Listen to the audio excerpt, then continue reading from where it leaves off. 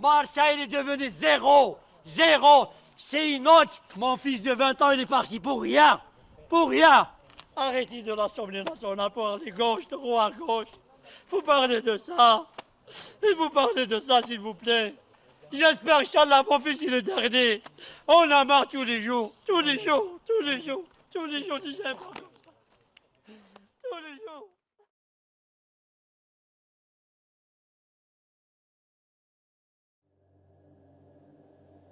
Bonjour à tous, avec toutes les vidéos que j'ai pu réaliser sur cette chaîne, je pensais ne plus être choqué par ce qu'il se passe à Marseille, mais je m'étais trompé, une fois de plus, la violence qui foudroie les rues de Marseille ne connaît donc aucune limite, je me demande bien quelle sera la prochaine étape à ce rythme, chaque année qui passe, un nouveau palier est franchi, et aujourd'hui, en 2025, on vise désormais les proches des personnes qui dérangent le narcotrafic, des méthodes mexicaines, plus personne n'est à l'abri dans la ville de Marseille. Le 13 novembre 2025, Mehdi Kessassi, un jeune homme sans histoire de 20 ans, qui est également le petit frère de Amine Kessassi, le militant politique marseillais, se trouve garé dans une Audi Q3 devant une pharmacie située dans le quartier de Saint-Just, en face de la salle de concert du Dôme. Mehdi attend sa mère qui s'est rendue dans la pharmacie, mais, pendant qu'il est dans son véhicule, une moto Yamaha de type trail arrive à sa hauteur, et un homme assis à l'arrière ouvre le feu à 6 reprises sur Mehdi.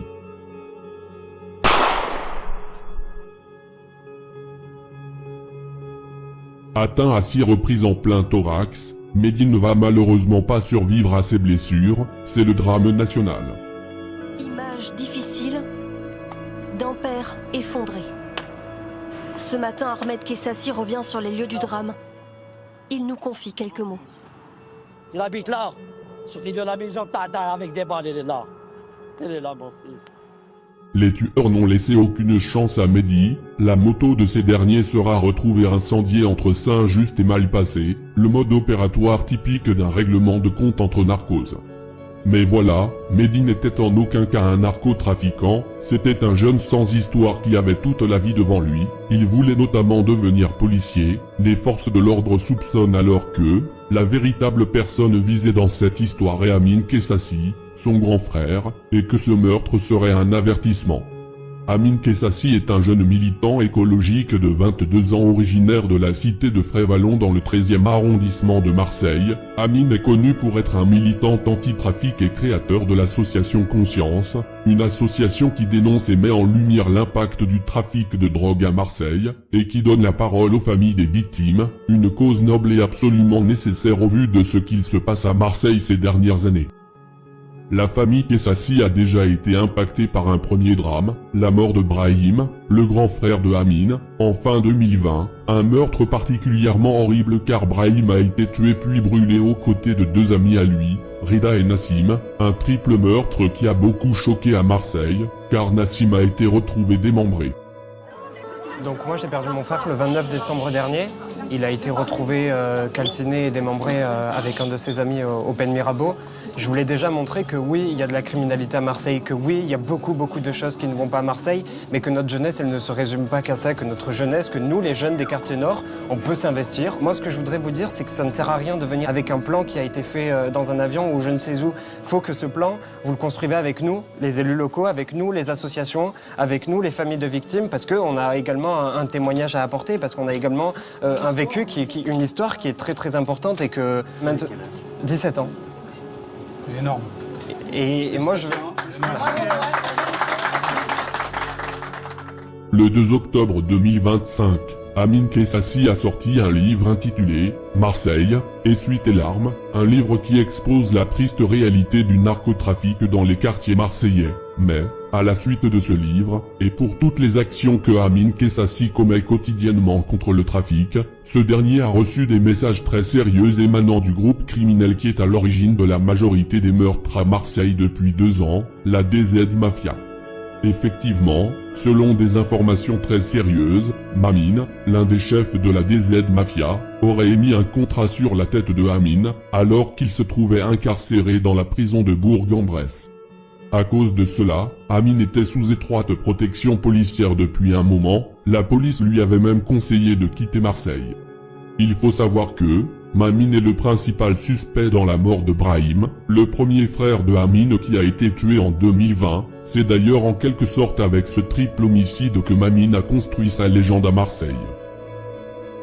La mort de Mehdi serait alors, selon les enquêteurs, un message directement envoyé par la DZ Mafia à Amine. Il faut savoir que, pour la DZ Mafia, ce meurtre n'a rien d'exceptionnel, car, depuis la création de ce groupe, plus de 100 personnes ont été assassinées par eux. Et dans le lot il y a une grande quantité d'innocents, je peux citer le meurtre du proche de SCH, le meurtre d'Éléonore, les meurtres de Caïs et Djibril, le meurtre de Fayed, et plein d'autres.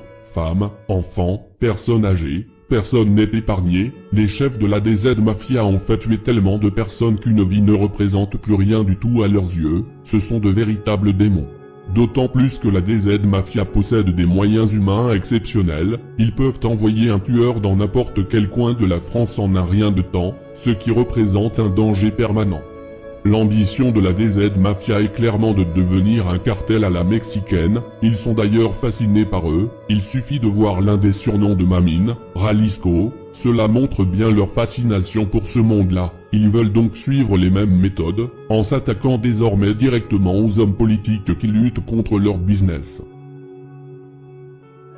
À la suite de la rumeur que Mamine serait le commanditaire du meurtre de Mehdi, Mamine a, comme par hasard, été transféré dans la prison haute sécurité de Condé-sur-Sarthe mardi dernier, ce qui est aberrant au niveau judiciaire, il aurait dû être transféré là-bas depuis bien longtemps maintenant, sachant que dans les deux nouvelles prisons de haute sécurité y sont déjà incarcérés Gabi, l'autre chef de la DZ Mafia, Félix, le chef des Yoda, Mohamed Seguir, le chef de Marignane, ou encore Mareko, le barbare des Yoda, donc je ne sais pas pourquoi Mamine n'y était pas encore incarcéré.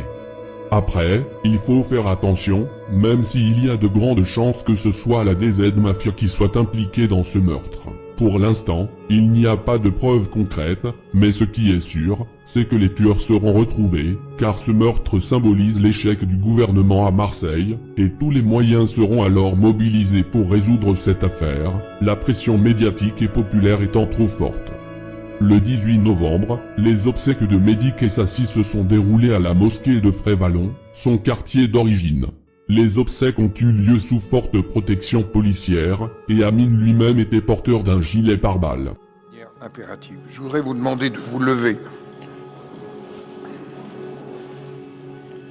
Pour ce jeune et sa famille,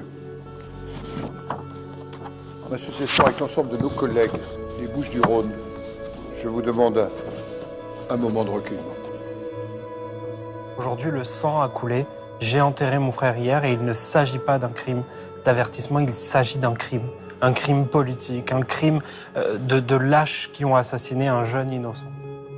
Ce que nous apprend cette histoire est que, si c'est bel et bien la DZ Mafia qui a commis ce meurtre pour intimider Amine Kessassi, ces derniers ont commis une erreur monumentale, c'est même peut-être l'erreur qui va causer leur fin, car, tout d'abord, cela n'a pas stoppé l'engagement d'Amine qui sera désormais encore plus solide qu'avant. De plus, il a désormais le soutien de toute la population française, et le gouvernement est maintenant obligé de réagir fortement contre la DZ Mafia. Je pense que des mesures drastiques vont suivre, quoi qu'il en soit. Toutes mes pensées sont à la famille d'Amine, notamment à ses parents, qui doivent endurer la perte de 2 enfants. Cela doit être tout simplement horrible, que toutes les personnes ayant perdu la vie à cause du narcotrafic reposent en paix.